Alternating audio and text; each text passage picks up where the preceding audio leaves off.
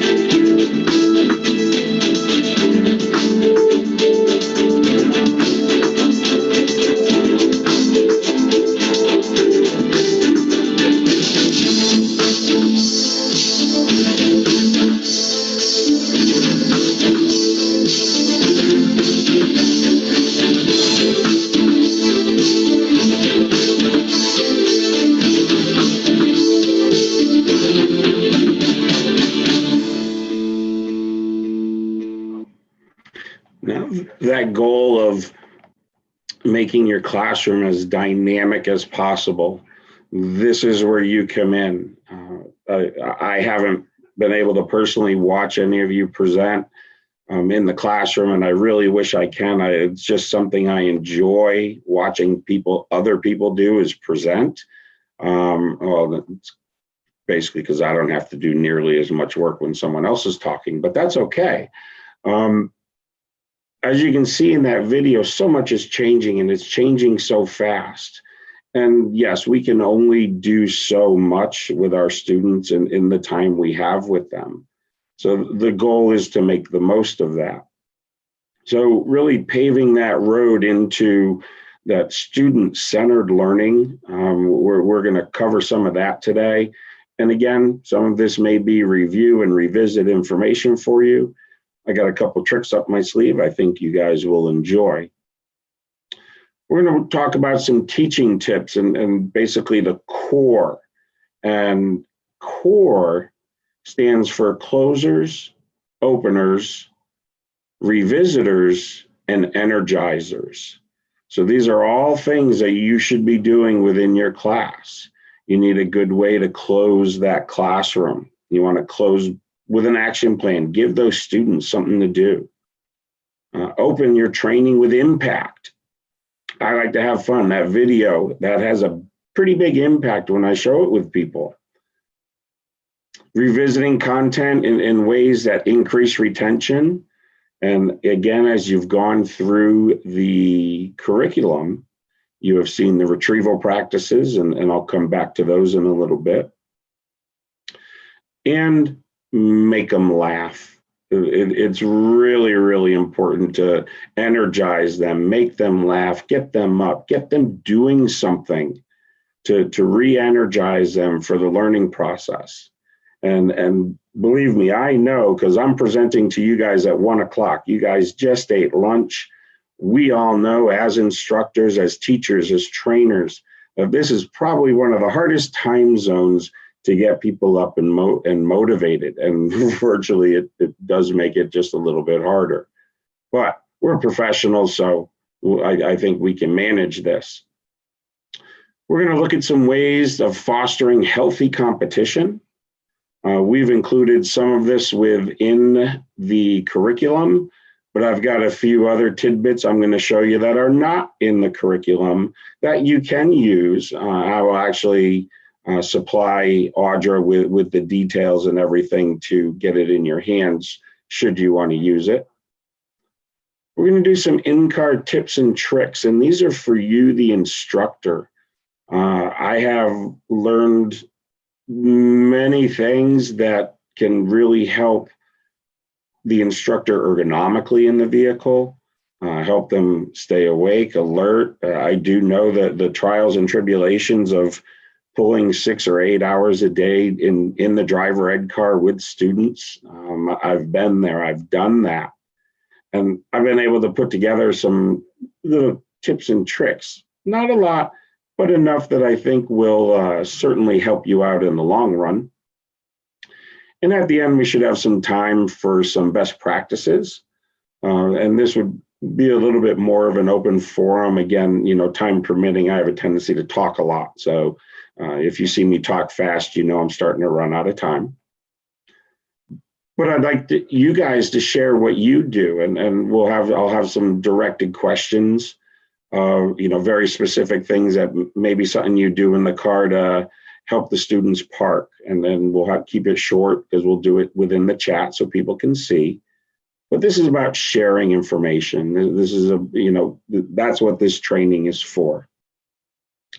So let's get this thing kicked off with student-centered learning. And I truly believe in what I've been taught and what the research shows is learning is directly proportionate to how much fun you have in the classroom.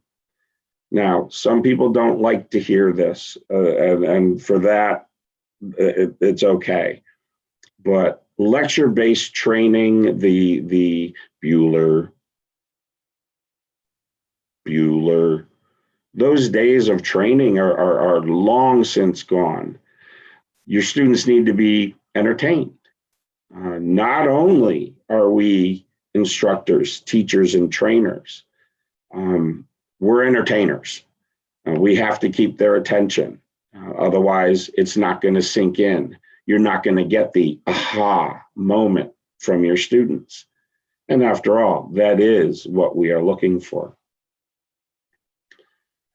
So some statistics, retention increases up to 800% if humor is used when presenting, and that's proper humor. You need to be cautious here. Students using lots of visuals did 12% better on short-term, 26% better on long-term recall.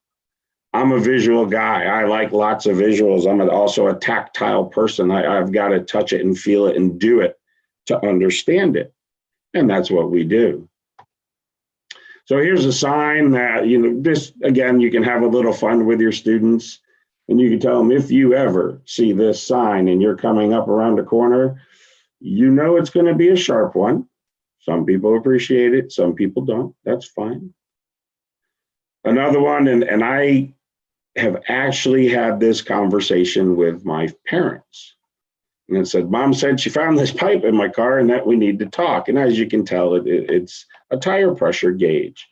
Well, my parents weren't the mechanical type. I was. And my mom actually thought it was a pipe for smoking marijuana. So we had to have that conversation back in I dare admit, into the 80s. So it was funny. It's a cute little story. You can tell your students, you get a little laugh out of them. And I have found if I can make you laugh, we're going to have a good time. Okay, your people are usually like, okay, what's this guy going to do next? What's he got up his sleeve? But I have your attention, and that's what we're trying to do. So to really impact the students, you have to have a very effective opener. And we're going to talk about that in just a second. You have to open with energy, power. If you walk into the class, and I have to say this only because I have seen it. If I hadn't seen it, it wouldn't be in my presentation, but that was not the case. I walked into a classroom, sat down, I was doing some evaluations. The instructor stood at the front of the class and he said, all right, we've got 8 hours, guys.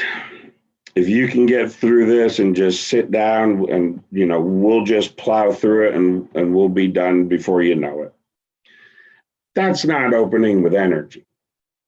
I prefer more of a, hey guys, this is great to see you. Glad everybody's here. We got a couple things we're going to go over. Some of it isn't new, some of it is, some of it may surprise you.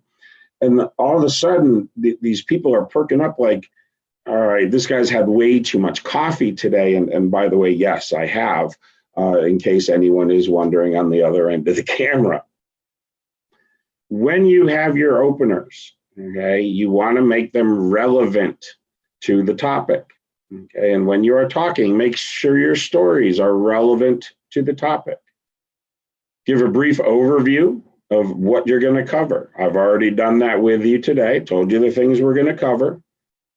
And if you look at the way the curriculum is laid out, it's very similar. Okay, we brought these principles into the curriculum. And some of you may be going, oh, okay, now I understand it a little more. If not, you had it, and which I wouldn't be surprised. You guys are a very bright group. Be aware of your voice. One of my biggest problems is I have a big mouth, and I know it. When I do presentations, I have had people look at me and they thought I was screaming at them. And I wasn't. And I had to go back the next day and kind of inform everybody. It's like, no, this is my voice. This is the voice you will hear for the next however many hours we're together. It's not yelling. It's just how I project my voice. It resonates. I've had people try to put me on microphones, and yeah, that does not end well. So be aware of that voice. Make sure it's calming. And again, I've had to adjust over the years. So it's just something to be mindful of. and establish and maintain that audience contact. And again, virtually, it's a little bit harder, but we do have some things actually coming up very soon to engage you and keep you going. So everyone, just a little FYI, get ready with your chat, because we will have some chat questions coming up shortly. So after you've done all this, and this is just getting started, and I've had people tell me, say, Rich, that just looks exhausting. It is. I'm not going to lie. When I'm done with doing a show, a presentation, I'm tired. And you should be too, because you pour everything into it. This is the one thing that you can teach somebody that will save their life. Hands down, if this is done wrong, somebody's going to die. So what can you do to make that impact? And you need to ask yourself that. So like I said, it all starts with an opener. So in your chat function, can somebody or a few of you just type in what you feel an opener is? What's its purpose? I know there's a lag. I'll give you guys just a minute to catch up. Here we go. To engage the student, stage setter, attention getter, prime the pumps. You guys are great. It's a hook. Very good. Attention grabber. Audrey, you got a fantastic crew here. They are so into this. And they're quick. They type faster than I do. As Chad mentioned, an icebreaker. Okay, we're going to talk about that in just a minute. All right, very good. So you're right. All these things are openers. An opener grabs that student's attention. And most importantly, it's relevant to the content. Okay, an opener is relevant to the content you are teaching. Now, this is not the same as an icebreaker. And I'll do this for timing purposes. An icebreaker could just be music playing in the background.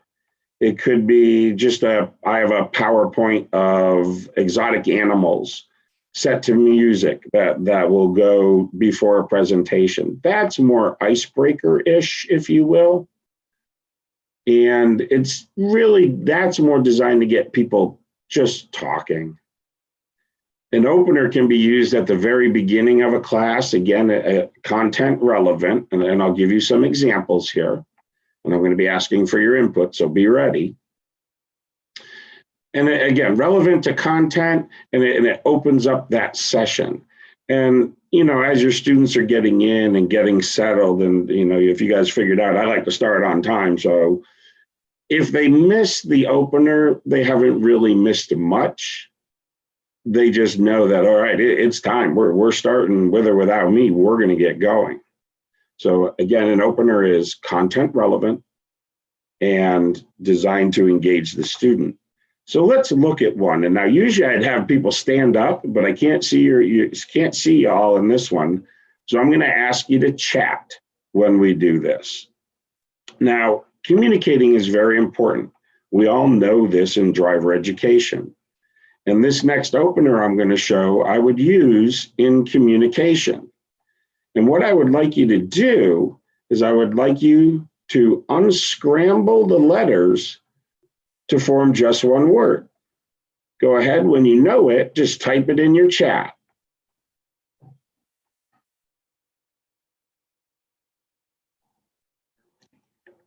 Uh-oh, did I tax their brains, or is the chat lagging that bad? Hopefully people are trying to write it down. Remember the directions. Oh, Audrey, I think I got them. They're going to hate me before this day is over, that's for sure, because I have more. Brandon understood. Okay, close. Remember the directions. I'd like you all to unscramble the letters to form just one word.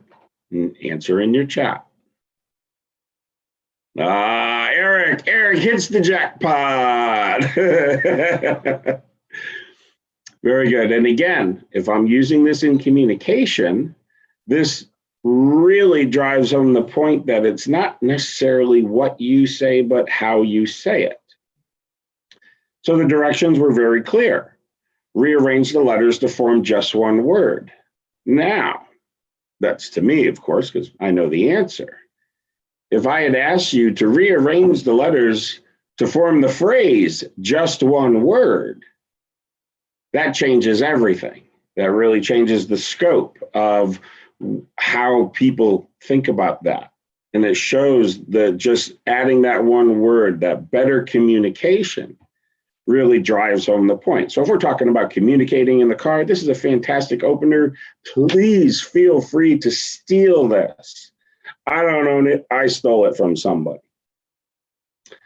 I have another one for you. Matter of fact, I have a couple of them for you. So I need you guys to really wake up here. This is one of those fun things to do, especially after lunch.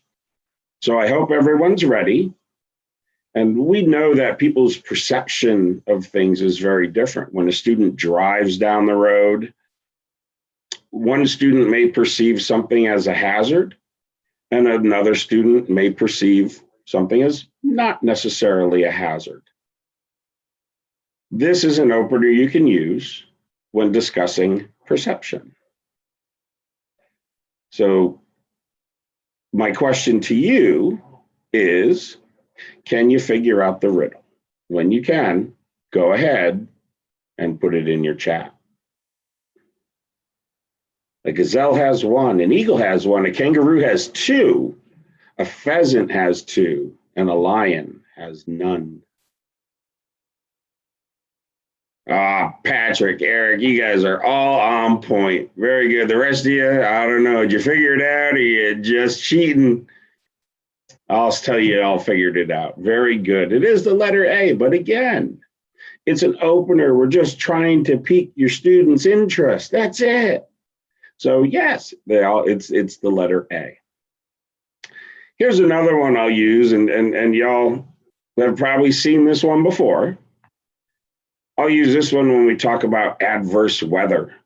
So if we're driving in bad environments, this is something, again, I'll put up just at the opener, just as the opener, just to break that barrier. It's relevant to the content, and we keep moving on. So once you figure this out, what it means, and there's a phrase, all right, that's associated with it, go ahead and just type it in your chat. Who's going to be first this time? Talk about competition. Did I get him again? Oh, close. All right, Randy, I think Randy's the winner. I think he had it first. 3 degrees above zero. Very, very good. You got BS, BA, and PhD. All above a zero, and yeah, that's just 3 degrees above zero, and it is just that simple, folks. All you're trying to do is break that preoccupation. Hey, get in your students' heads a little, let them know that the lesson's starting, and it's relevant to the content that you would be teaching. So fantastic job, guys. You guys did a great job on that. You are quicker than some of the other groups I have worked with. So again, we talked about some of the basics and getting back to them. And very specifically, and these are things that, you know, after 27 years of doing this, it's really good for me to go back and actually remind myself, because I get complacent with things. And I'm like, oh, this has been working. I don't need to change it. And then I go back and look, and it's like, oh, wait, I forgot to do some of the basics. So the back of room rule, BORR, very simply, go to the back of your room with your presentation up. The very, very furthest point where a student would sit, make sure you can read the screen. I used to hear things like, oh, 20-point font, 24-point font is good. 32, 36-point font. Limit the amount of words on your screen, add images. And honestly, this is probably one of the ones that doesn't have an image. So go to that back of the room, make sure you can read the smallest print that's up there. And again, if you're using 32-point font, it shouldn't be bad. It's just a couple of bullet points. You do not need to script everything out. With the student, do something that makes them feel important. Now, how I did that today, and whether it did or had that effect or not, it's kind of one of the reasons I was doing it is the first person who answered correctly, I'd call out their name because it makes them feel important. Okay, it really truly does. What's in it for me is, and again, what's in it for me, the student. What is the student going to get out of this? So at the end of the day, you'll have at least 3 teaching tips that you can walk away with and incorporate into your classrooms almost immediately. So again, that's what's in it for you here. Set up your rooms with purpose. And I am very, very meticulous about how I like things set up. I like round tables because I can put 4 or 5 students at a table and I can have them work together in small groups. And when you can get them to work together in small groups, it really lends itself to some of the stuff I will be showing you as we move forward. Now, not everyone has the ability to swap out for round tables. I get it, I understand. But if you can keep those groups, 5 to 7 small groups, 3 to 5, if you can do that, that's fine. But having those students feed off one another, the things and the insight they can gain that way, as long as it's controlled, is far better than one person in the front of the room telling them stuff all day. Have them come to some of those conclusions by themselves as a group, and it just works so much better. It makes the time go by. The students are like, wow, that was the end of class. So set up that room with purpose. Temperature is very important in the room. And I don't believe I mentioned this later. I think I played with the presentation a little bit. Here in Florida, it's hot today. And I'm sorry, y'all can throw, virtual stones at me if you like, but we're cruising up to about 90 degrees today. And frankly, it's almost just too warm to go outside. I'll still do it. I'll take one for the team. But I like my classrooms about 75 degrees. I warned my students well ahead of time that our classroom may be chilly. We recommend if you get chilly easily, bring a light jacket or bring a sweater because I'm not going to turn the heat up. Again, this is you as the presenter also has to be comfortable to be at your best and present your best. And if you are using those small groups, work that room. Do not just pick one table because they like to have the most fun. We all know that table that you can really, kind of go off on a tangent with some of the kids, and I get that. I've seen tables where, in the back of the room, that's somehow where all the introverts go, regardless of how I set my classroom up. The introverts will go towards the back of the room, and you can engage them as well. It's actually quite easy to do so. You just put them in a small group and you will say, quote, randomly pick them out of a group. So you pick out something very unique about that student just because you want to get them involved and engaged. Maybe they have the biggest watch in their group. Maybe they're the only ones that have glasses in their group. When doing a group exercise, you say, all right, well, the lead for this is going to be the person with the biggest glasses on their face, the biggest frame glasses on their face. And you've already picked out that specific person you want to involve, but now they don't feel picked on. You didn't point them out. You just called out a feature that they have no idea you picked out ahead of time. So, work those students, work them all. Some are definitely harder than others because we have the ones that we can't get to talk. And well, then we all know we have the ones that just won't be quiet. Joe, your room's 72. Oh, and I'm sorry, it's snowing. I do apologize for that, guys. As we're doing your presentations, and you guys will have to, I know, build your state stuff, and you'll notice in the curriculum, this is really how it was designed. So we chunk out that information. I'm going to go back to chunking out information in just a minute. But we have our need to know and our nice to know information. Now, here in this, I'll give you a couple of examples. Here in the state of Florida, the maximum speed limit on the expressway is 70 miles an hour. That's the maximum legal speed limit.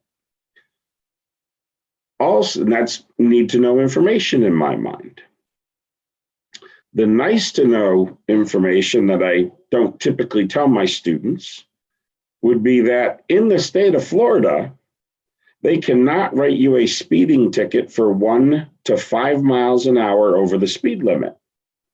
It's actually written in the state statute, and someone called me on it. I was doing a presentation in Florida similar to this, and I said, yeah, police officer can actually write you for 1 to 2 miles an hour over the speed limit. And one of them just kind of, I swear he jumped out of his seat. He was waiting for me to say something. And he's like, no, Florida statute. I'm like, ooh, please, can you show me that? He's like, well, I don't have it here. I'm like, do you have a cell phone? He's like, yeah. So I made him look it up. He didn't realize he was going to get put to work. But it's true. I actually read the statute. And I was like, fantastic. I was wrong, and I'll admit that. So you can chunk out that need to know. We have it in our bonus content, supplementary content within the curriculum. Use lots of visuals. Well, in the curriculum, we have visuals. We have a lot of PowerPoints, a lot of pictures. Obviously, no whiteboards. And if you're using the whiteboards or and I dare say flip charts, I love flip charts still. I'm old school. I can't draw, but I love flip charts. You use them to the greatest extent that you can. If you have a student who says, well, when I went through this intersection, well, bring that student up, have them draw the intersection out, and then talk about it with the class. They'll get so much more out of it. And then videos. And with your videos, you want to keep those videos short and sweet. I think our average video is about 3 minutes, 2 or 3 minutes long. We're doing some other work, and they're saying, yeah, if you can trim them down to, 2 to 3 minutes, that's what the students are consuming mentally. So we do have a couple longer ones. We understand that we just can't cut them right. It wasn't viable to cut them. So keep your videos short and sweet if you're going to add additional videos within your program. So I mentioned I was going to come back to chunking out information. And again, you can see this, but as you go through and build any type of program, you want to put CPR into your training. And this is where, I won't do it here. You don't have to chat, but I ask my students, what's CPR? And, it's not cardiopulmonary resuscitation. It's actually the triangle, we'll call it the chunk triangle, if you will. The C stands for content. The R is for review or revisit. I'll go back to that in a second. And the P is for participation. Now, if you look at the way the curriculum's laid out, we have question after question for the student, for you to ask the student. That's the participation. That's the content all in one. The review, the revisit, it comes later with the questioning. But do yourselves a favor, please. Do not ever tell your students, okay, class, let's review. We know as adults, and I've seen it with adult learners, the first thing they do is click, they're done. They heard the word review, and they figure, I got it the first time. I don't need it the second time. I'm good. So you find ways to review and revisit that information, much like our retrieval practice, stuff like that, without ever saying, okay, class, let's review. because again, the brain just shuts off. So you have your content, review, revisit, and then your participation. Now this is a 20-minute block of training. So if you go through every 20 minutes, you've got some content, review, revisit, participation. Now review, revisit could be part of participation. That's okay. But this all occurs in 20-minute chunks all the way through your training programs. It works. It does work. It keeps the students involved and engaged, and they will retain more information. We know this. So I like to have a little fun. I like images. And for those of you who can't read this, it says, hello, my name is Constable Martel. If you're on your cell phone right now, you're about to get a ticket. I absolutely love this picture. I think it is awesome. Just saying, you're getting a ticket. Have a nice day. And some of you may have heard on Monday, I'm a biker, I'm a motorcyclist, and people on cell phones, it makes me crazy. Now, I also used to live in Connecticut. I'm from the Northeast, and anyone who's been to the Northeast may have a good chance you went through New York.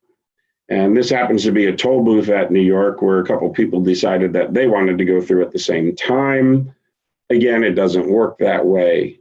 People space management. Again, you can have a little fun with your students. Again, picture tells 1,000 words. You guys may be familiar with this one. This is one of the snap drive exercises in the curriculum.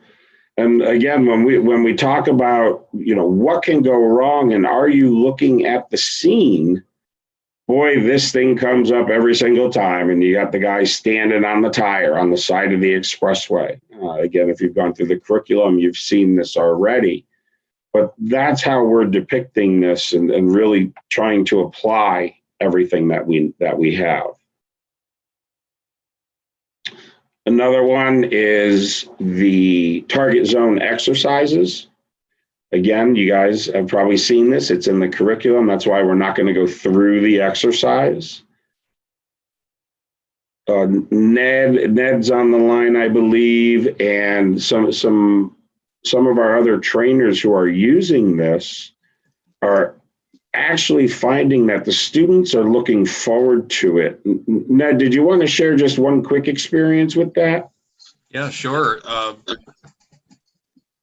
like many people on this call, maybe everybody on this call, a current active practitioner and working with novice drivers, people at the beginning of their driving career. And as Rich points out, these interactive activities that are specific to the 15th edition of the How to Drive curriculum, to include what we're looking at here, which is target zone, but also to include BAMCAM and snap drive. I have noticed at least, conservatively speaking, a 30% increase in energy, and Richie talked about the P and CPR participation, when any of these interactive activities is even hinted at, that it's coming up or we're going to do it now. Because the students are actively engaged and they're getting to or having to think and read traffic situations and depict and articulate what it is that they're seeing. In this case, why are they mostly directing their search to zones 1 and 2 and explaining that? And as one of my students said, it's one thing to know that a yellow background sign is a warning sign. She said, but it's another thing to be able to look at a traffic scene and to be able to pick it apart so as to know what you're doing. So these are fabulous for student interactivity, participation. And like I said, the overall energy of the room goes up at least 30% anytime any of these interactive activities are introduced and incorporated. Excellent. Thank you, Ned. Ned has been able to test some of this stuff for us, again, along with some of the other folks that, now that it's out, we're getting feedback. And really the feedback has been wonderful. Just like Ned said, the student involvement and engagement goes way up. And we're finding that the students are picking out things that we did not identify. I did a training just before COVID shut the country down, in March. I did a training in Nebraska on the one that I've done for, and we're going through the exercises. Excuse me. We were going through the exercises, and they're like, well, how does this, how does this all go together? And again, they're now using it and seeing the results. And we didn't know how it was going to work going out and doing this training because, well, it was all brand new to us too. And again, the results are just phenomenal. So the visuals are very, very important. That's where that whole thing went, guys. So visuals, visuals, visuals, we supply you with plenty. This is one we don't supply you with. This is one we found. And again, I like to find little tidbits, again, to re-energize and those students, again, getting back to the core type training. I do not own this video. You cannot steal this video. I do not own the rights to this video, but oh my gosh, is it funny. I assume all of you know what Alexa is, right? So Toyota just announced that they're adding Alexa to their cars so you can control things with your voice. It's supposed to be convenient and helpful. Here's their commercial. Their commercial. Starting this year, Toyota and Lexus luxury models will come with Amazon Alexa. Alexa, turn on the AC. Turning on AC. Finally, a virtual assistant to help you navigate. Alexa, where's the nearest gas station? Nearest gas station in 1.5 miles. And to help maintain your vehicle. Alexa, order more brake pads. Ordering new brake pads. Although maybe if you didn't stop so close to the car in front of I you, left plenty of room. you drive too aggressively. If you were just quiet for 2 seconds, 2 seconds. She'll talk to you literally the entire time you're driving. I think you should have turned back there. I know where I'm going! Hi, you know why I pulled you over? No, officer, I have... Because we were driving 72 miles per hour in a 45 mile per hour zone. Anything else I should know? 2 miles back, we rolled through a stop sign without coming to a complete stop. Also, there are illegal fireworks in the trunk. Sir, I'm going to need you to step out of the car, please. Amazon Alexa. You'll never get away from it. Sometimes I just can't help myself. I find that absolutely hilarious. When you think about, we all have these wonderful little smartphones here. And if you search something, all of a sudden it comes up on Facebook. And so it's being monitored. And I just thought it was cute.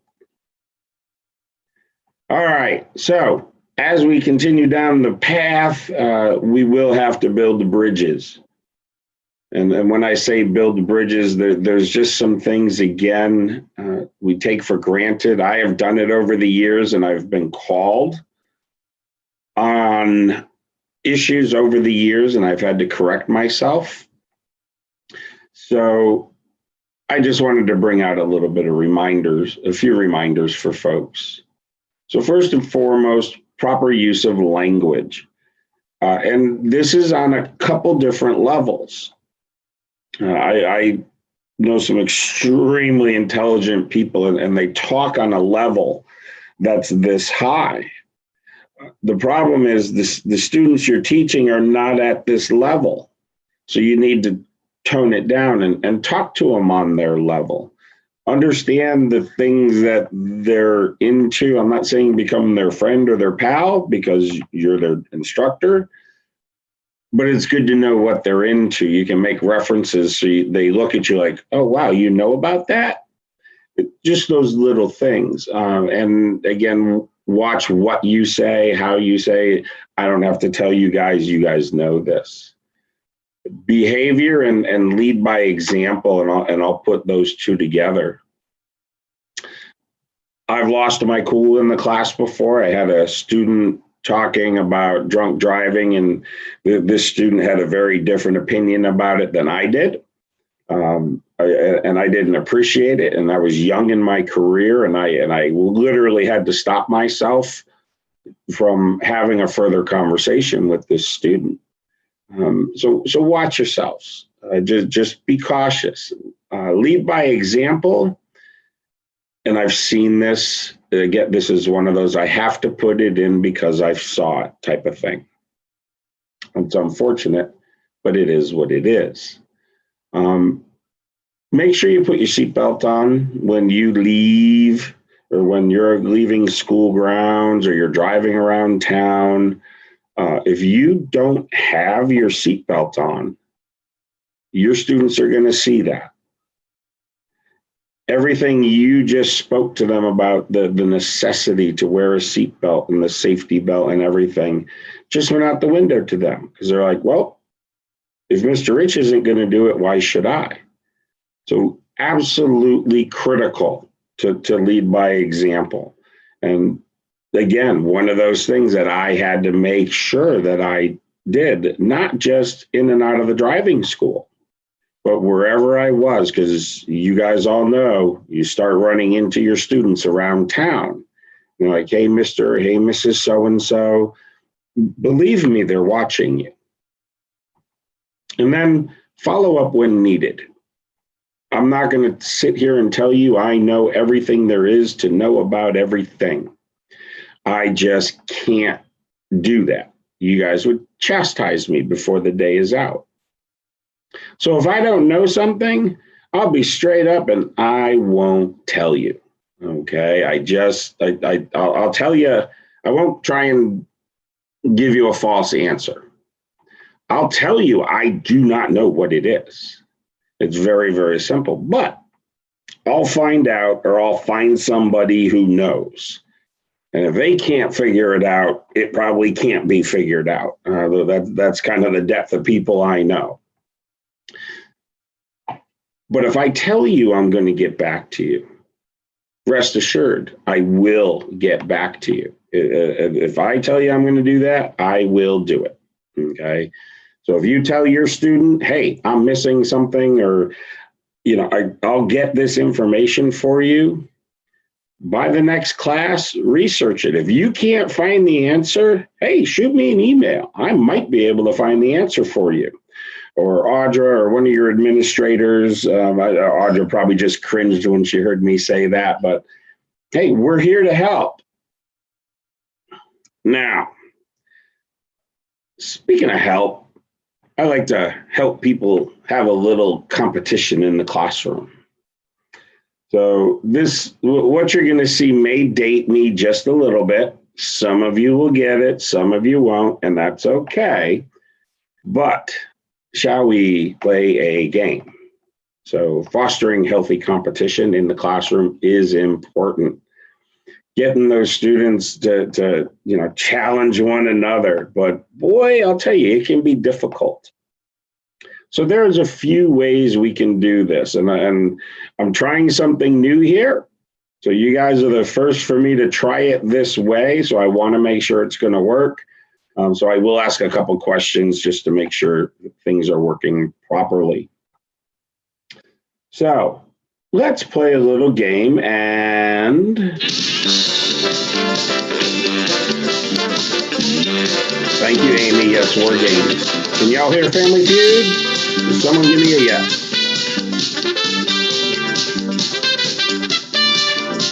There you go. I think we got it. Very good. Thanks, guys.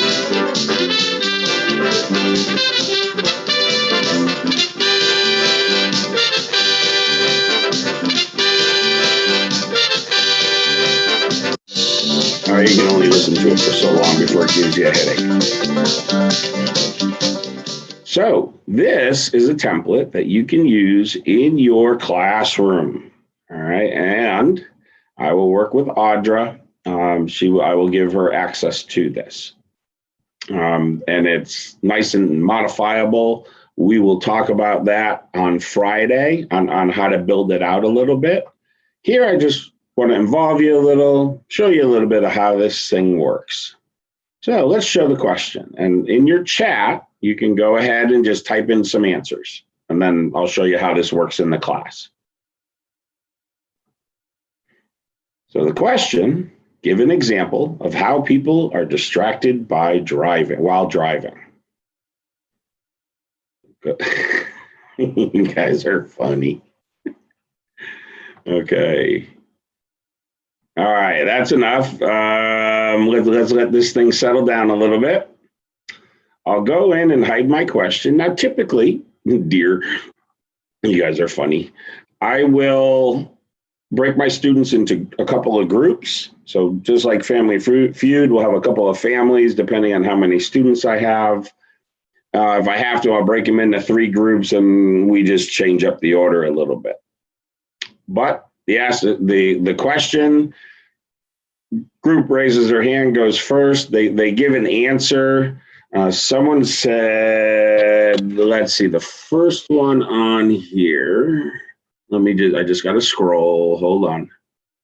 Is the cell phone. And if I go over to Family Feud and I click it, hey, look at that. It's the cell phone. And I can get the,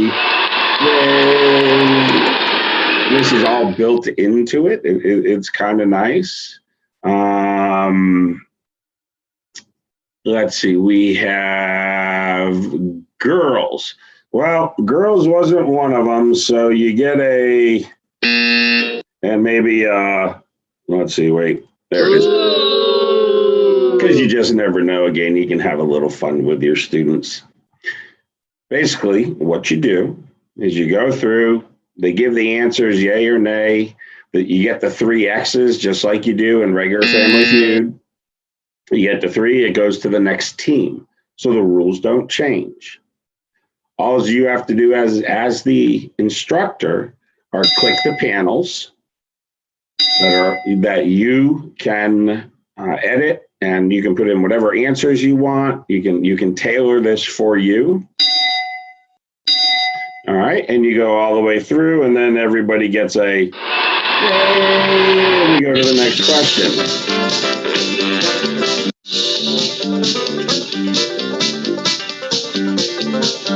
It looks complicated, it's not. So we have another question here. So everyone get ready on their chat. Let me scroll down my chat so I can read everybody. All right, here comes the question. Maybe.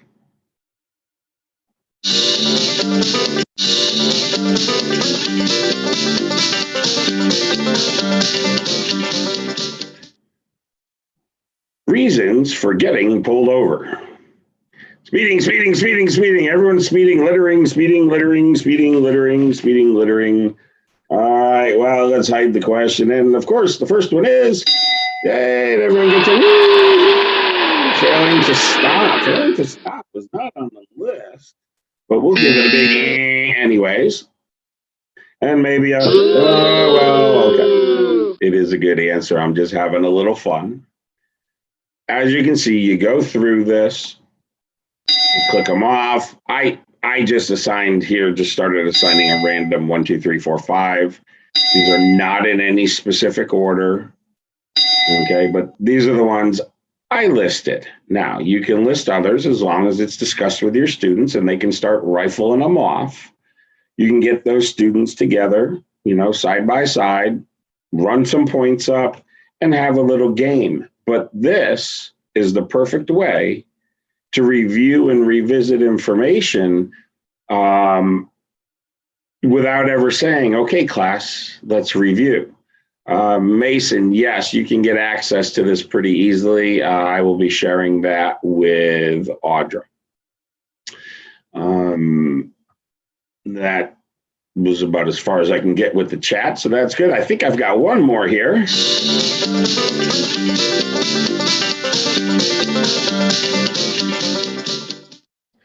All right, let's see if it worked. What are the 4 characteristics of risk? I'm going to hide the question.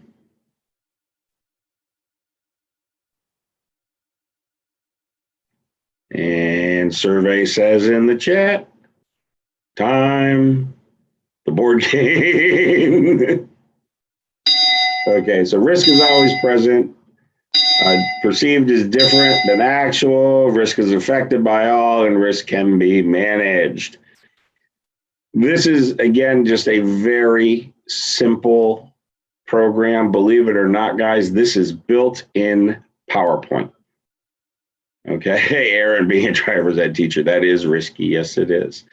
But all this is built in PowerPoint. Now, the sound effects and everything else that goes with it. Again, I'll get Audra access to this, and she can figure out how to the best way to get it back to you guys. Yeah, man, that didn't work.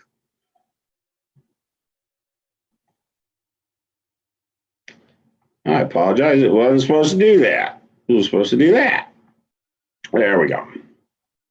So that was Family Feud. You can build out as many of those as you want. You can go up to 8 panels. You can change all the wording in it, all the questions in it, and it is as easy as working with PowerPoint. So if you're fairly decent in PowerPoint, and honestly, you don't even have to be fairly decent at it, the template is extremely simple to use. I will be going over this on Friday of how to kind of build it out. I'll break it down a little bit further for you guys. Now, another one I really like to use, and again, there's nothing wrong with keeping things simple. Sometimes it's as simple as a bingo game. Now, some of you may be familiar with this already. You may be familiar with myfreebingocards.com, which is where this comes from. You can go to the site. It's free. You can make your own cards. And as you can see here, they'll print 2 to a paper. And you'll notice while all the answers are the same, they are in different locations. And they give you a variety of a mix-up of shuffling with the answers to the questions. So as the caller, I would ask the question, hands should be placed on the steering wheel between 8 and 4 and blank. So the student will go and mark off 9 and 3. Hopefully that's what we're looking for. And you can see again here, they'd be in a different place. My recommendation to you, however, because I'm not smart enough to remember all the questions anymore, or I'm just getting old, but I print them out. I take them, I put them right in front of me so I know what question goes with what answer. Yes, I should be able to figure it out, but I'm not getting any younger. And with the Family Feud, and I'll show this again on Friday, I take screenshots because sometimes I forget where I put the words. So when the student calls out the word, you want to make sure you click the right box. And so you have to know where they are. Make yourself the cheat sheet, folks. This is the way to do it. With the myfreebingocards.com, I think you can print, oh gosh, I want to say it was up to 100 and for free. I'm a free guy. I'm looking for the easy resource, the free resource, the cheap resource. I know what the budgets are for most driver's ed training facilities, including public and private schools. So the easier the resource is to attain, the cheaper that you can get it is just so much better.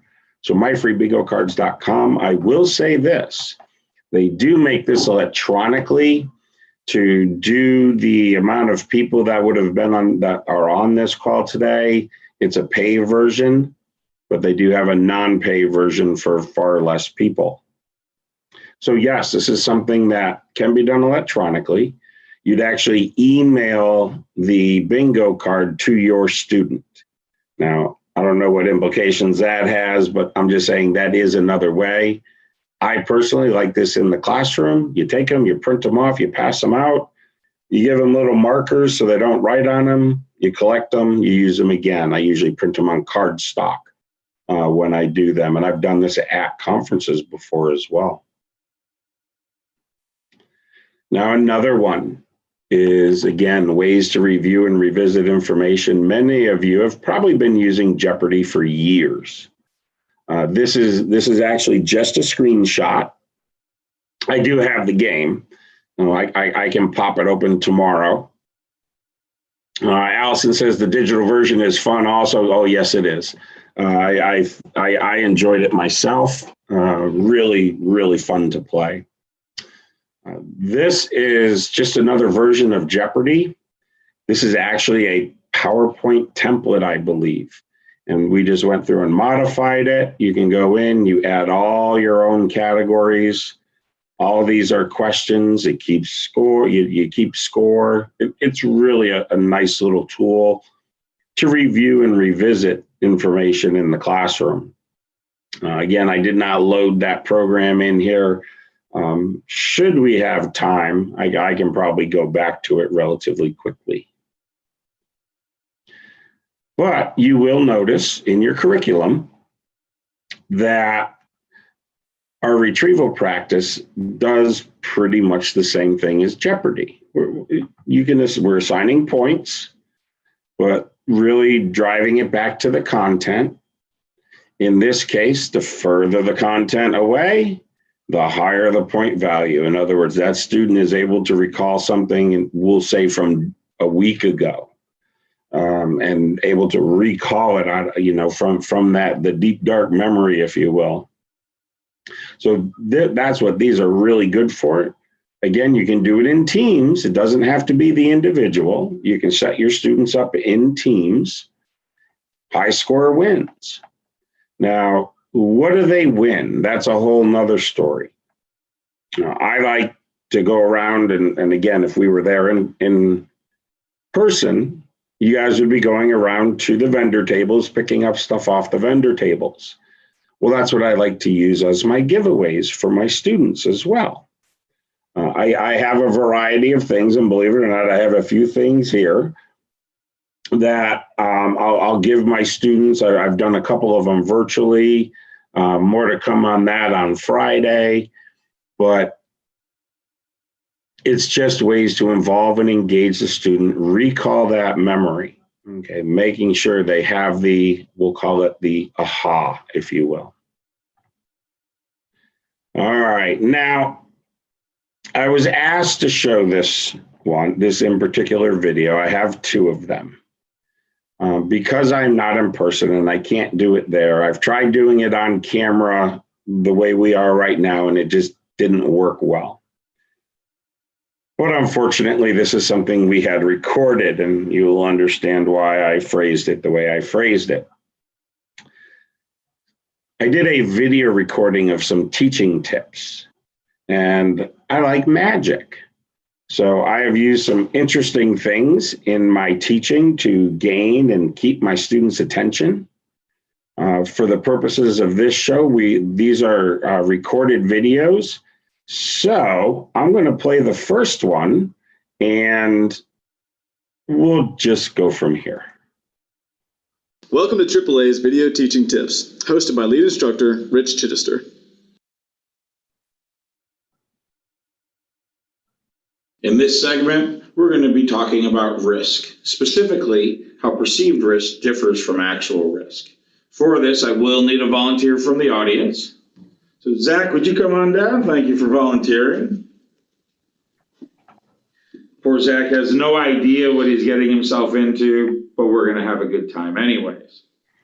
When we talk about risk, and these two cups empty cups were to represent risk, and I were to hold them over Zach's head, they would represent very little risk to Zach, I would think, right? There's no water in them, so there's no really big problem. But if I were to come over here and pour some water in it, get a good amount in there for Zach. And now we take the two cups, hold them over his head. This cup represents significantly more risk to Zach than does the empty cup. So if we take some of that water and we mix it in this cup here, they now represent about the same amount of risk. Well, the problem with risk is you never really know how much risk is in any situation, so you need to be prepared for anything that comes. So I must say that Zach was not pleased to do this. He had never done it with me before. He used to work with us, and he had absolutely no idea how this was going to play out. And yeah, I've dropped water on someone's head before. With a yes or no, has anyone seen this trick before? In your chat. Really?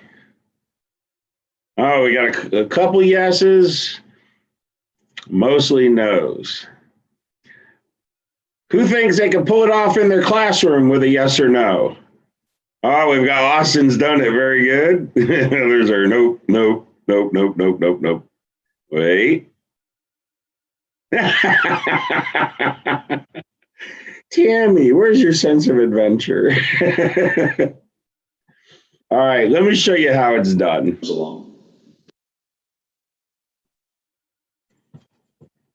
To do this, you'll need 2 non-see-through cups, some water, some slush powder that can be found in any magic shop or online, and an unsuspecting volunteer. Take the cup, add about a teaspoon of powder, and be sure to use enough powder. If you don't, somebody's going to get wet. Thank you for watching AAA's video teaching tips with Rich Chidister. So all you do, like I said, you put a little powder in the cup, and that powder is if any of you have kids, you know if you've ever had the inside of a diaper apart, it just absorbs. Well, that's what this powder does, and that's why they call it slush powder. And it literally just forms almost a solid block in that cup, and it doesn't come out. It's very cool to use. And when you have students who have no idea, they're like, whoa, that was interesting. But you have their attention now, and you will keep their attention. Thank you, Glenn. You must be a chemistry teacher, I'm going to guess. I get it at a magic shop, and it seems to work quite well. Biology. Thank you, Glenn. All right, I have another one. This is another magic trick. It's another video clip. Again, it doesn't work well in the virtual setting like this. It's an in-person thing. We had some fun with this one too, and I'll explain a couple other ways you can use this. Welcome to AAA's video teaching tips, hosted by lead instructor Rich Chidister.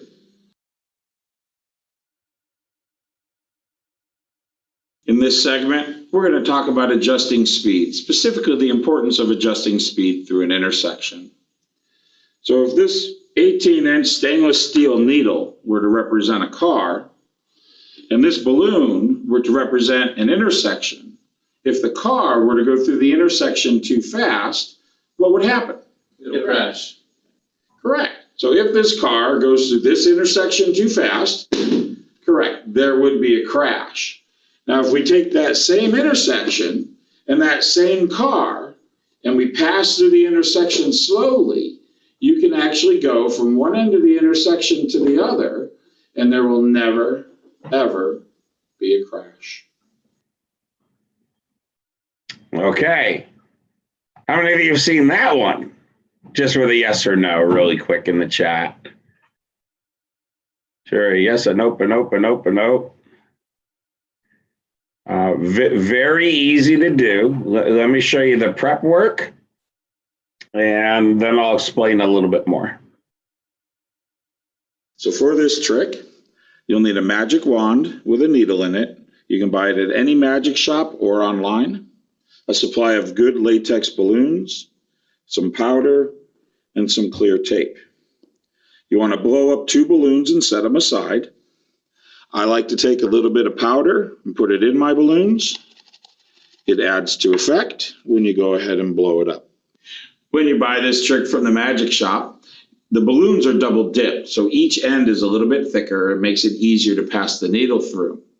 I found over the years, though, that you can use a regular good quality latex balloon, and you stick the needle through the thickest points here at the base and again here at the top.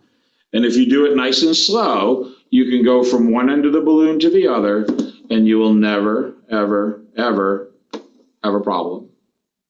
Thank you for watching AAA's video teaching tips with Rich Chidister. Stay tuned for the next episode. So that's another one. I've actually been doing that trick for, oh my gosh, 20 years. I think I've been running that trick. A couple of things about it. One, you'll notice that it was in the magic wand. Now, the magic wand is filled with Vaseline, petroleum jelly. And when I present, when I'm talking to my students setting up the trick, I'm sitting here tapping it, like tapping the magic wand in my hand. And what that does is it gets the entire needle coated with that lubricant. So it makes it go through the balloon nice and easy. Couple of things. Don't ever try and put it in carry-on luggage. They're not going to let you on. I guarantee it. Just guilty. I tried doing it. I actually walked up to baggage and I'm like, they're like, oh, that's big enough. You can just put that on carry-on. I'm like, sir, I've got things in that bag you're not going to let on the plane. Well, the TSA officer kind of takes a step back and he's like, what's in the bag, sir? I said an 18-inch needle, about that big, pointy and sharp. He's like, okay. So he put it on through.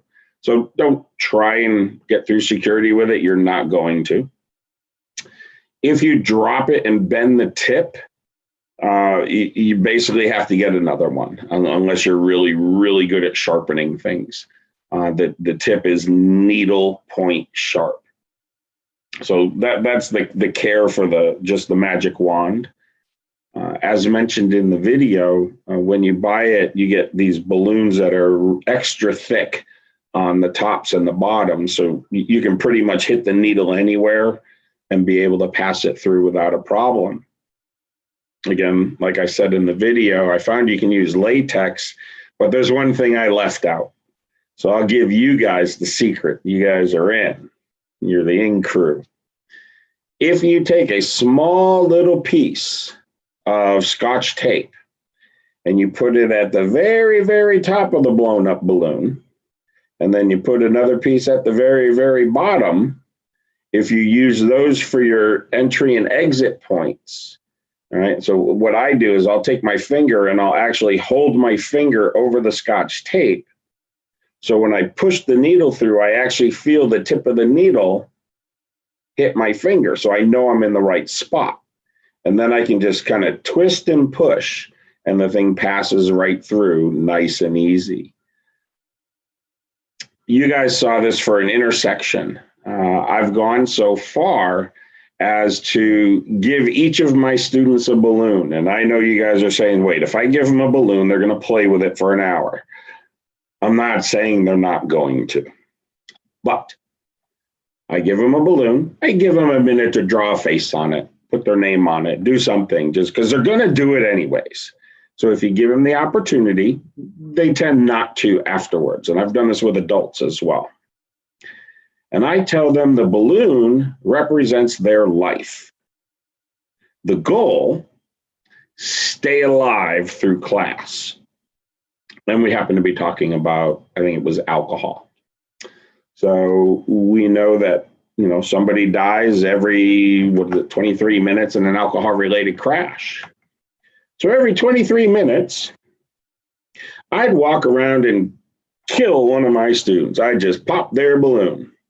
And the reaction you would get, they'd look at it and be like, no, not me, not me. But I have their attention. They're not hurt. They're not crying. They understand, the practicality of it. Other times I'll walk up to a student, I'll be like, well, you were driving drunk. And then I'll turn to my left or right and say, you killed this person, but you lived. And then if you heard me Monday, I'm probably not quite right. I'll take one balloon, I'll poke some small holes in it, and it will just very, very, very slowly start to deflate. I'll hand it back to the student and say, you had internal injuries. You're going to die a very slow and painful death. Those students really grasped that idea. I never got any negative comments from it. It's not everyone's cup of tea. And I get that. And the things that I'm telling you may work for you. They may not. Give them a shot, though. If you have the opportunity, you'd be surprised the impact some of these little things can really have on your students. Now, we've been talking about the student a lot. And of course, really that's what we center around it. And I understand that. But I'm also concerned about you guys in the car and in the class. So we talked about some behaviors in the class, things you need to look out for, temperature to make sure you're comfortable. Well, you get out in that car and the world changes. You're in a vehicle with someone that may have absolutely no driving knowledge whatsoever. It may be a fairly decent driver, all things considered, but you don't know. So you need to be comfortable. You need to be relaxed. Let's start with, if I know I can't see you all, but if you're in a position, I want everyone to just stand up right now where they are. I know I can't see you, but I'm just going to give you a second because I want you to try this. So everybody just go ahead and stand up. I'm not gonna, because I don't have to do this because I do it already. Reach in your back pocket. And if there is a wallet in your back pocket, I would like you to remove it from your back pocket and put it in your front pocket and then sit back down again. I'll assume that everybody has done that. So what I have just done is save you years and years of back pain in the driver ed car. I, again, have done those 6 and 8 hour days behind the wheel with students. You get out of the car and, no, I'm sorry, at my age, I creak and crack like a box of Rice Krispies. I found, and I was told this by an old trucker, that take that wallet out of your back pocket and you will sit straighter and your back won't hurt as bad. Because what you're actually doing is this, if you've got a wallet in your back pocket. If you haven't done this, all I ask is that you try it and report back.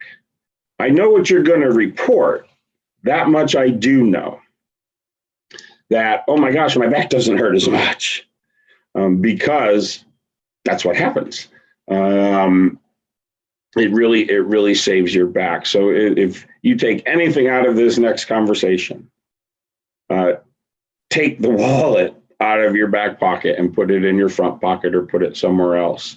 Again, if you haven't done this, do it. You will notice an immediate change. Hydration for the instructor is absolutely imperative. All right, Roberta, you got me on that one. That's fine. And Amy, okay. I do know females who use wallets, so I'll just leave it at that. With hydration, make sure you're hydrated. Make sure you take your breaks in between students. You're going to have to use the restroom. And now with COVID, I'm sure you guys have your whole protocols for cleaning the cars in between students. And I'm not even going to go down that road.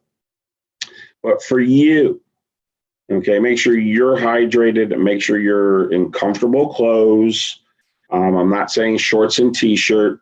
And even in Florida, we can't wear shorts and t-shirts when teaching driver's ed. People, don't approve of that, so we don't. But you do need to be comfortable. So loose-fitting clothes, especially if you're in the car for 4, 6, 8 hours, depending on how long you guys do you're behind the wheel. Make sure that your vehicle's ready to go before your student gets there. Just some basic stuff, and it helps you along the road, so you're not having to do something in the middle of a driving lesson with your students. Make sure you eat beforehand, and I know these sound simple, but it is important. Know your circadian rhythm. This was a big one for me. I knew that around 2 o'clock, and I had already been teaching for a couple of hours typically. I go pick up my 2 o'clock students out of school, and we'd start driving, and I'd get that really long blink. And I'd be looking and be like, wait a minute, I could have just fallen asleep with this student in the car. That's not good. Anyone who says they haven't gotten it, I might challenge you, because I've been doing this a while. I know it happens. What are you going to do about it, though? You obviously can't stop. So I knew my circadian rhythm was at 2 o'clock. Heck, they used to, at work, they used to not do meetings at 2 o'clock, because they knew that there was a good chance Rich could actually fall asleep in the meeting.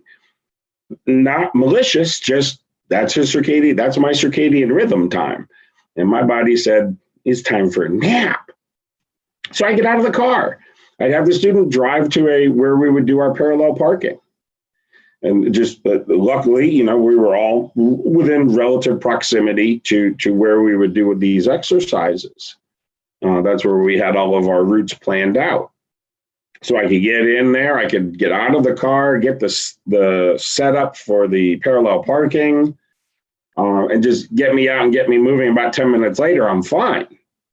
But for those 10 minutes, that's when that circadian rhythm kicks in, where you can get real comfortable really fast. And that one long eye blink could mean the difference of crashing or not. So, obviously these are things we don't want to happen to you.